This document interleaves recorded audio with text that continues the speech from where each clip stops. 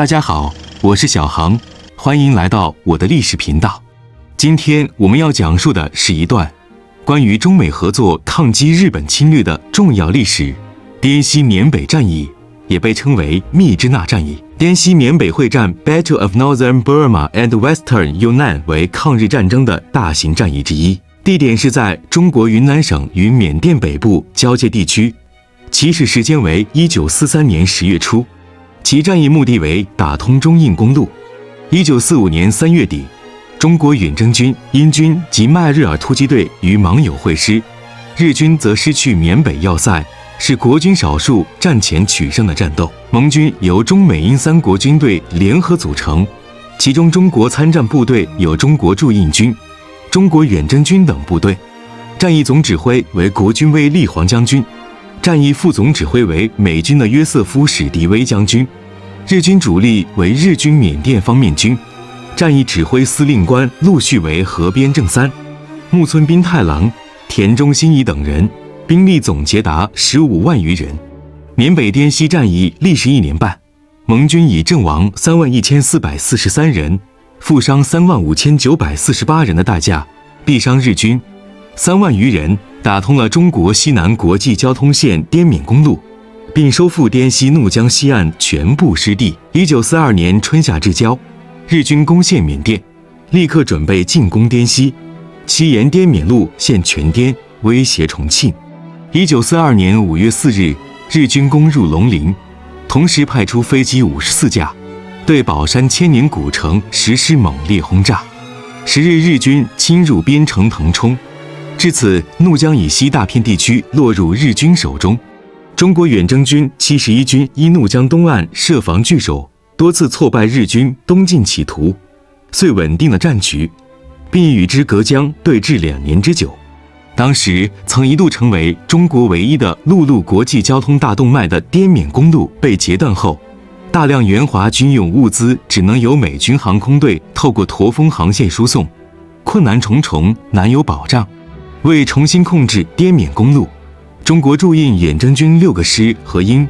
军于1943年10月下旬联合发起对缅北日军的反攻，初获战果。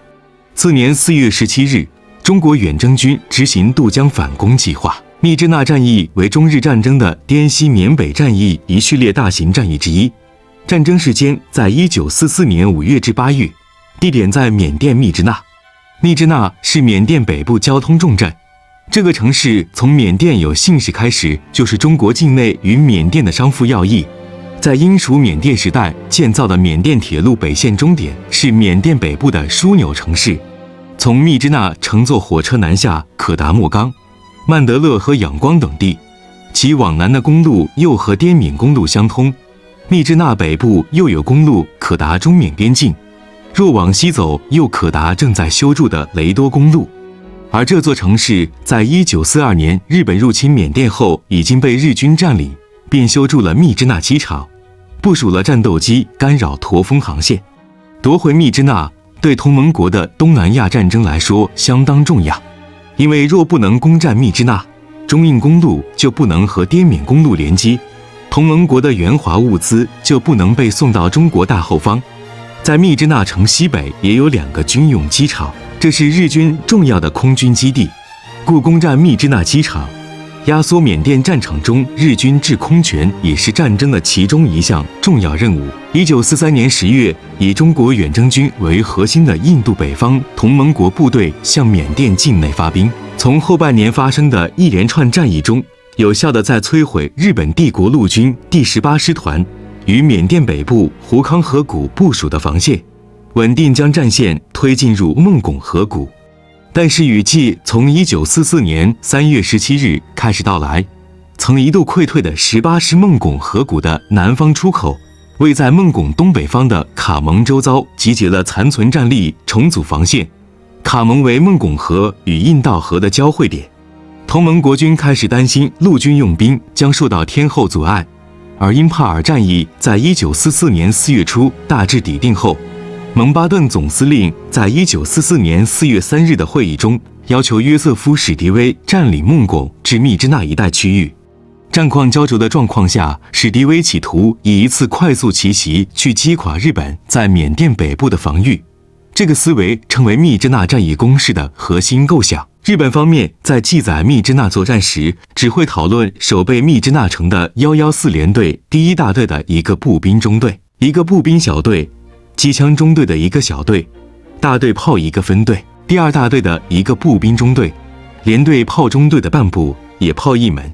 速射炮2门、通信队主力、机场守备队及宪兵队，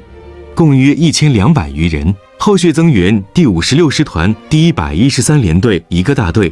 野炮兵一个中队及工兵第56联队约2000余人。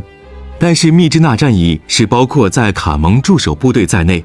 因此在西方国家的战史中会将第18师55联队、56联队、第56师146联队、第2师团第4联队的5个团构成的混编部队，在密支那周边投入战争的规模超过将近1万人。同盟国的参战部队以中国驻印军为主，以郑洞国率领的国民革命军陆军新编第1军为核心，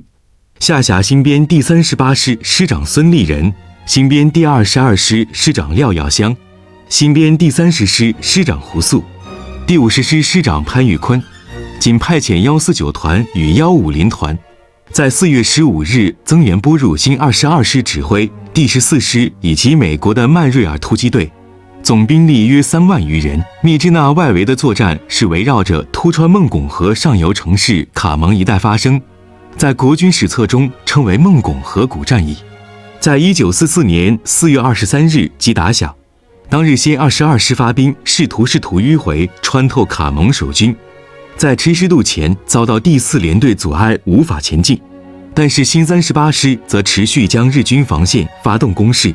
并压缩日军右翼卡蒙西侧的防线。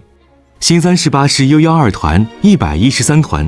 则以徒步穿透的方式，使用14天穿越卡蒙西方的库芒山脉。113团成功入侵卡蒙西南方的拉班，随后112团则是迂回了更长距离，在5月21日出发，在5月25日攻入孟拱和卡蒙中间的中继城市西通 Satan， 并在5月27日肃清该地日军。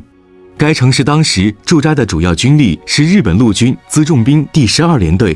为18师团的野战后勤专属单位，以及炮兵第21大队第1中队、警备队2个大队。肃清西通，歼灭不超过1000日军，但是缴获了35辆卡车、1辆吉普车、1辆轿车、8个装有食粮与弹药的仓库、100匹马、4门150毫米火炮，摧毁了卡蒙守军的续战力。由于孟拱河谷的战局危殆，原本驻守密支那的114联队一部分与第56师团146联队紧急凑组投入卡蒙突围，这让密支那的守备战力更加弱化。这为史迪威的奇袭作战提供了适合的发动条件，盟军突击。孟拱河谷防线遭到压迫，对日军有着另一件不利要素：无力监控缅北山区。尤其中国远征军几次迂回渗透，都是穿越日军原本认知无力穿越的山岳地带，更显示日军野战情报已经无法有效侦察的困境。孟拱河谷防线遭到压迫，对日军有着另一件不利要素：无力监控缅北山区。尤其中国远征军几次迂回渗透，都是穿越日军原本认知无力穿越的山岳地带，更显示日军野战情报已经无法有效侦察的困境。4月21日，以麦瑞尔突击队与中国远征军混编的突击纵队，在泰克里 Tikrit 集结，并分成3个纵队出发，分别为第1纵队 K Force 4月28日，第2纵队 H Force 4月30日，第3纵队 M Force 5月7日。协助他们长城突袭的支援单位有西格雷夫医院 Seagrave Hospital 派出的医疗团队，编为第73后送医院与第42移动式外科医院。史迪威的作战计划是希望在5月12日前第1与第2纵队要抵达密支那，但除了雨季让行军不顺之外，第1纵队在5月6日至12日在丁克路高 Tinkercon 与日军密支那守备队接战，使突击纵队的行动受到阻碍，但第2纵队并没被日军发现。到5月16日晚间潜入至密支那西方南归村 Namkui，该处距离密支那城西方机场距离仅不到2英里。5月17日凌晨，第10航空队对密支那机场进行炸射。早上10点，第2纵队发起突击，150团突入密支那西机场，肃清守军抢占跑道。5307部队第2营则朝南冲占帕马蒂 （Pamati）， 部分中文翻译为跑马地。跑马地渡口截断可能以伊路雅底江水运的增援，山炮连则固守南归，截断缅甸铁路。上午的突击可说完全成功，机场中8架日军飞机立即被炸毁。日军守备队并无警觉盟军入侵，使得驻守机场的第15飞行场大队快速遭到肃清，来不及破坏机场。其余守军则退入密支那城内。纵队指挥官扎尔斯·牛顿·亨特上校随后即向后方指挥总部传达攻下机场的暗号 Merchant of Venice 威尼斯商人，由第10航空队与第14航空队的运输机托曳载运600名增援士兵的 CG-4A 滑翔机，在下午16时30分抵达密支那机场，运来了更多中国驻印军部队。除了固守机场，也守备铁路，以防孟拱守军乘坐火车增援密支那。从5月17日下午，5307部队指挥官麦瑞尔下令150团攻占密支那，150团派出2个营的兵力开始突入密支那城内，但因为迷路跑到西北方的 Sitapur， 遭到日军守军击退。150团团长黄春成上校严重低估了守城的日军数量，他原先判断守军只有300人，但实际守军却远超过他的想象。5月18日，150团再度向密支那城发动强攻，原先受阻于日本守军的第1纵队与第3纵队也成功突破进入密支那。这批部队混编后向北机场发动攻势，但是因守军战力充足，攻击北机场的盟军虽一度占领机场，在同日被第114联队第2大队给逐出。150团攻入密支那城内的目标是密支那火车修理厂与火车站，但是遭到日军守军逆袭而遭到孤立包围。5月19日，第3营营长郭文轩中弹身亡。由于150团攻势多次受挫，且阵亡了2位营长，5月21日撤回帕马地。借由密支那机场，驻印军陆续空运了以下部队：新30师89团第2营，90团一部分第14师，41团第2营，42团第3营第50师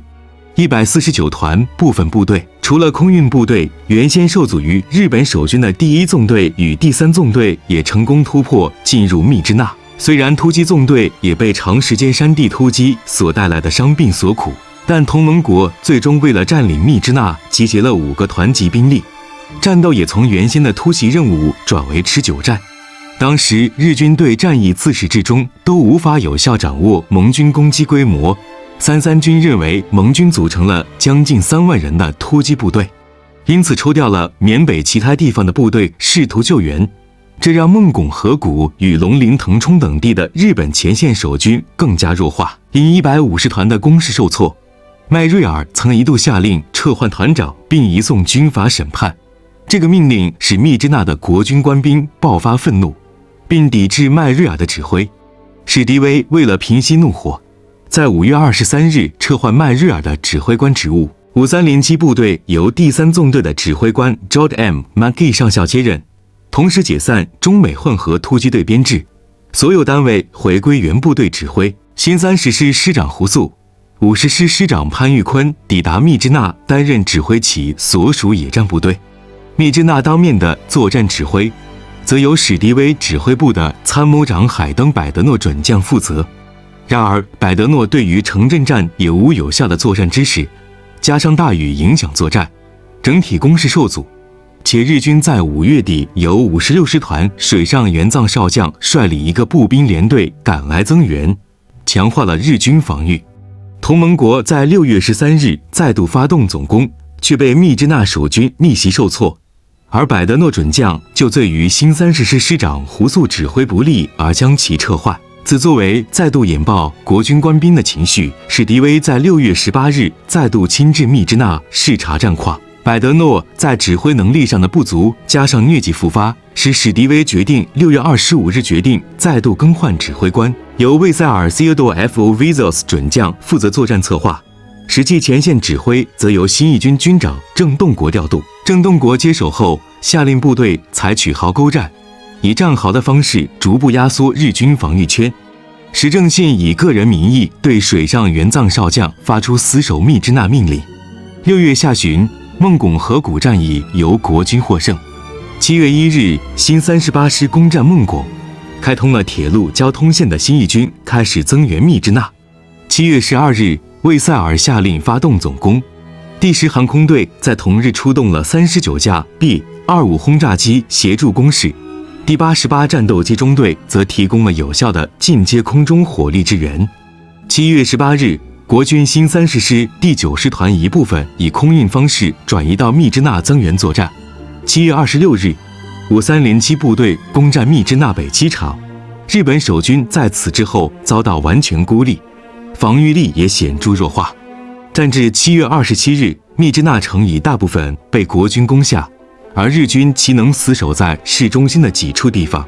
7月31日晚，国军第14师第42团夜渡伊路雅底江，